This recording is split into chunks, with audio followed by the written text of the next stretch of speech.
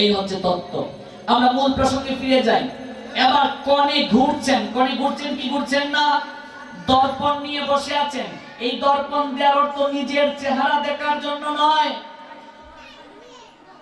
এই দর্পণ দেওয়ার অর্থ হচ্ছে এই সামগ্রিক বৈবাহিক তুমি যে যজ্ঞে অংশগ্রহণ করলে সেটাকে, এই দর্পণ মানে হৃদয়ে ধারণ করা। আজ থেকে এই বিবাহের মন্ত্র হচ্ছে, আজ থেকে তোমার হৃদয় আমার হলো, আমার হৃদয় তোমার হলো। এই বিষয়টাকে দর্পণ প্রতীক, এটা হৃদয়কে দর্পণ বলছেন গৌরহরি। ওই হৃদয়ের মাঝে ধারণ করা। আমরা তো মনে করি এই আয়না মানে নিজের চেহারার দিকে তাকাই থাকতাম। নতুন জামাই অন্যদিকে চাইলে শরম লাগতে পারে, একটা আয়না সামনে দিয়ে, আয়নার মাঝে। বিষয়টা এরকম না। এটা হচ্ছে এই তত্ত্ব। এবার দেখুন যে ভুলটা আমরা করছি। শাস্ত্র বলছেন কনে কেবল ঘুরবে মাল্যদানের জন্য, আর কেউ তাকে স্পর্শ করতে পারবে না। আমাদের সমাজে দেখা যায় অনেক বৌদিরা নিজেই মালা দেলায় কি দেয় না। আমার কাকা তো বোনের বিয়া, বৃষ্টি নামছে, আমার পিস্তুতু ভাই বউ অর্ধেক মালা তাই দিয়েছে। আমার বোন জামাই কয়, বৌদি তুমিও আমার লগে লো, কয়খানে অর্ধেক তোমারও বিয়ে করছি, তাই খাটো মালা দিতে পারে না, অর্ধেক তাই মালা দেলায়। শাস্ত্র বলছে স্পর্শ যখন করবে, যে স্পর্শ করে সহায়তা করবে তার সঙ্গে তারও বিবাহ হচ্ছে। দেখো কয়জনের কাছে বিয়ে বইছো। কথাগুলো আঞ্চলিক ভাষায় অনেক সময় বলছি, কারণ আমরা এক ঘরের মানুষ, সিলটি মানুষ, অন্যভাবে নিয়েন না।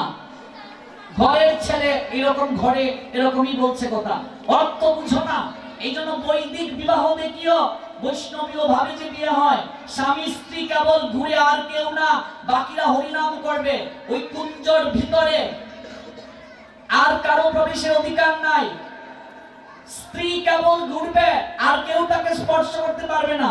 আমরা বৌদিরা তারাও সাজে গুজে থাকো, ভালো কথা, সেজে গুজে উঠলাই, উঠার পরে এইভাবে কন্যা বিসরণ করে, এর লেগে আত দইরা এই মালা ফরাই দেয়।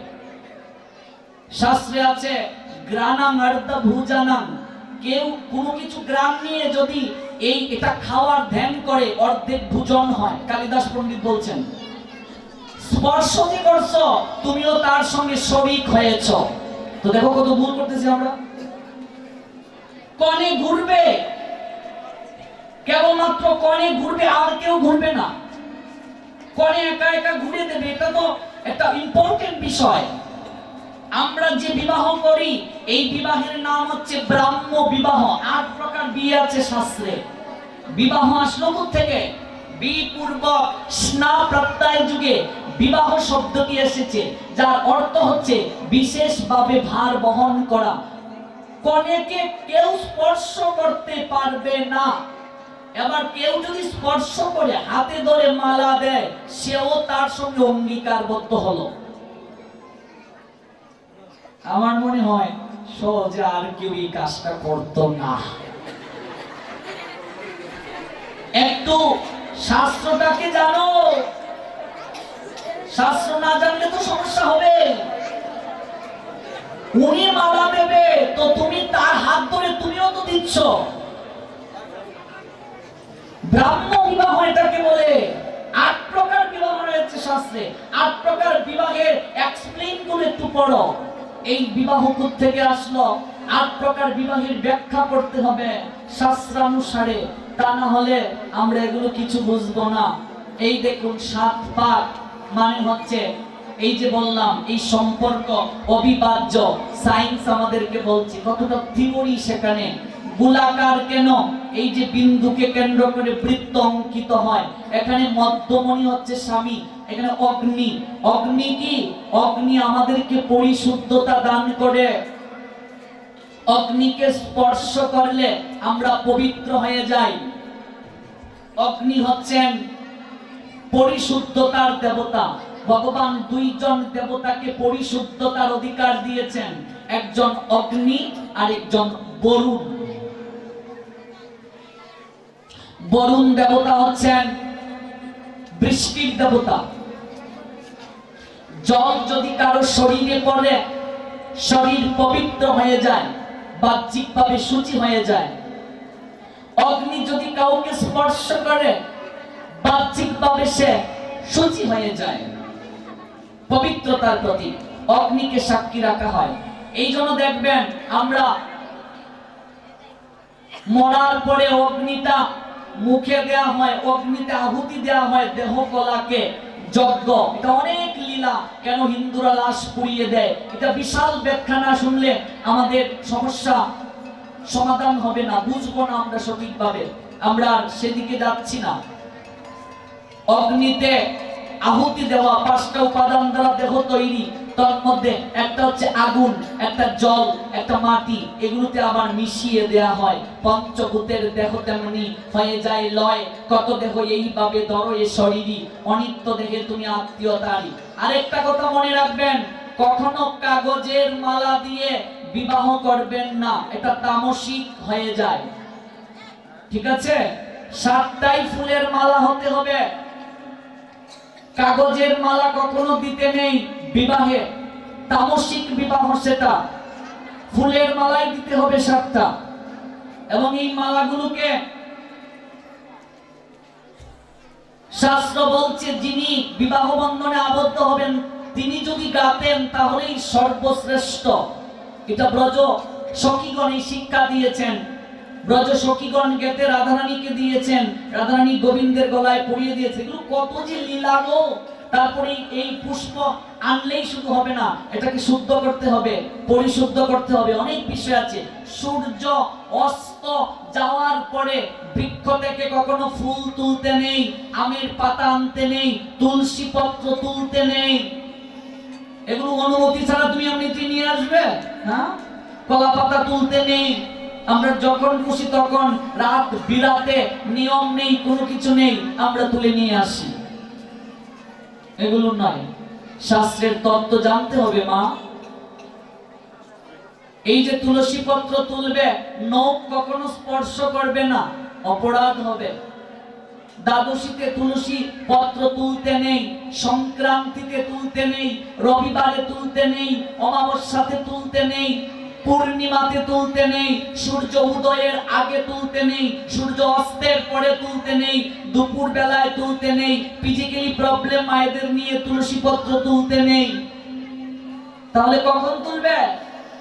12টার পূর্বে দুপুর আর 3টার পরে সূর্য অস্তের পূর্বে, এই সময়টাতে তুলবে।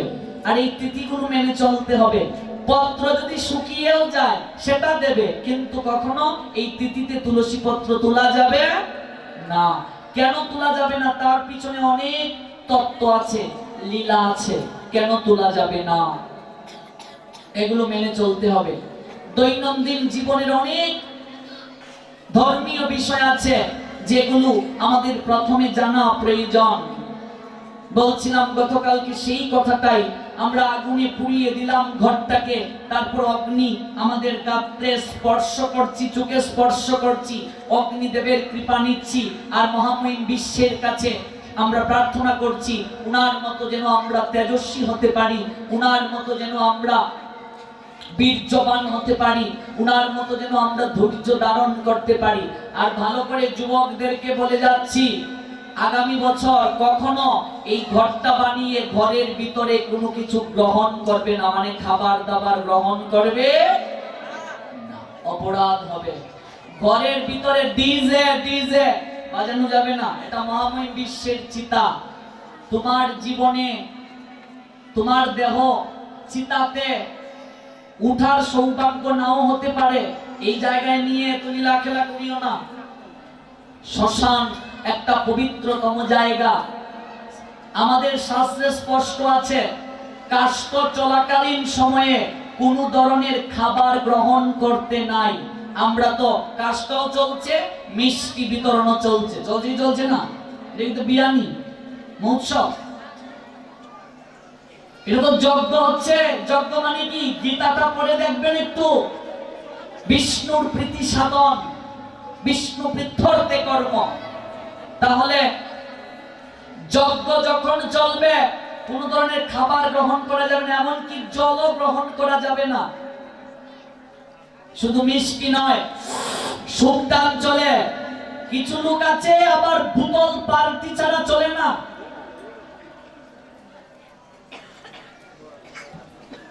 এতটা শাস্তি হবে। অন্য জায়গায় সুক্তান মারো, কিন্তু শ্মশানে গিয়ে এই কাজ করিও না। শ্মশান পবিত্রতম জায়গা। দেবাদিদেব মহাদেব শ্মশানটাকে ভজনের স্থান নিলেন বেছে। ধার্মিক মুসলমানেরা কখনো কবরে গিয়ে সুক্তান মারে না, মদ খায় না। ওরা জানাজায় গিয়ে সিগারেট খায় না, মদ খায় না। আজকে আমরা হিন্দুরা একেবারে দিন দিন ভ্রষ্ট হয়ে